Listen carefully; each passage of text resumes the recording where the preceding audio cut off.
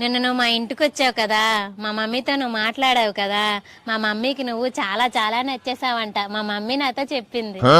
నువ్వు ఎన్నైనా చెప్పు, నేను నిన్నే పెళ్లి చేసుకుంటా. మీ మమ్మీని నన్ను మర్చిపోమని చెప్పు.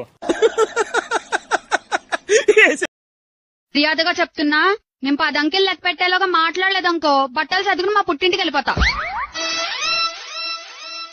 1 2 3 4 5 6 7 8 9.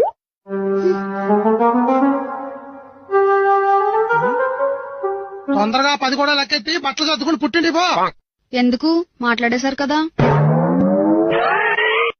ఓయ్ కొనమ్మా, రోజు రోజుకు మస్తు అందంగా అవుతున్నావురా. నువ్వు అవ్వచ్చు ఎట్లా? రోజు స్నానం చేస్తే. సర్లే బాయ్. ఏంటి, తప్పు చేసి ఒప్పుకున్న వాడిని ఏమంటారు? మహాపురుషుడు అంటారు. తప్పు చేయకుండానే ఒప్పుకున్న వాడిని మొగుడు అంటారు. 100 రూపాయలు పెట్టి కొన్న రిమోట్ పని చేయకపోతే అటుగొట్టి ఇటుగొట్టి ఆన్ చేస్తాం. మరి లక్షలు పోసి కొన్న మొగుడు మాట వినకపోతే ఒక దెబ్బ వేయడం కూడా తప్ప? ఓయ్, నువ్వు నాకు ఫస్ట్ లవ్ లెటర్ ఇచ్చినప్పుడు మొత్తం పెన్ తో రాసి నా పేరు ఒక్కటి ఎందుకు పెన్సిల్ తో రాసినావు? ఏం లేదే, నువ్వు అన్నావు అనుకో, తుడిపి ఇంకొకరి పేరు రాయొచ్చు కదా.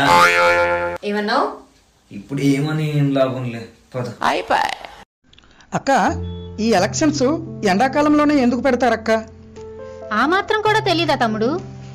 మనం ఎండలో ఓటేయడానికి లైన్ లో నించుంటాం కదా తమ్ముడు, అప్పుడు మన ఫేస్ ఆధార్ కార్డు ఫోటోతో మ్యాచ్ అవడానికి.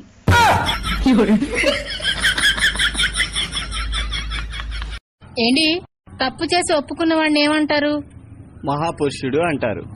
తప్పు చేయకుండానే ఒప్పుకున్న వాడిని మొగుడు అంటారు. ఏంటి, నిన్న రాత్రి నేను వండిన కూర బాగలేదా? బాగుంది. మరి మా తమ్ముడేంటి బాగలేదా అంటున్నాడు?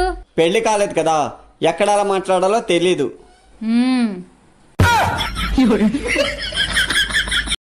మన జీవితంలో ఎదురయ్యే ప్రతి ఒక్కళ్ళు ఏదో ఒకటి మనకి నేర్పించడానికే వస్తుంటారేమో. మంచో చెడో మనకి కావాల్సిన మంచిని తీసుకొని వద్దనుకున్న చెడుని వదిలేస్తే సరిపోతుంది. ఆస్తులు అంతస్తులు ఎవరైనా ఎలాగైనా సంపాదిస్తారు, కానీ ఓ ఆడదాని దగ్గర నమ్మకం సంపాదించాలంటే క్యారెక్టర్ ఉండాలి. ఒకరి గురించి మంచి చెప్పకపోయినా పర్వాలేదు, కానీ చెడు మాత్రం చెప్పకండి.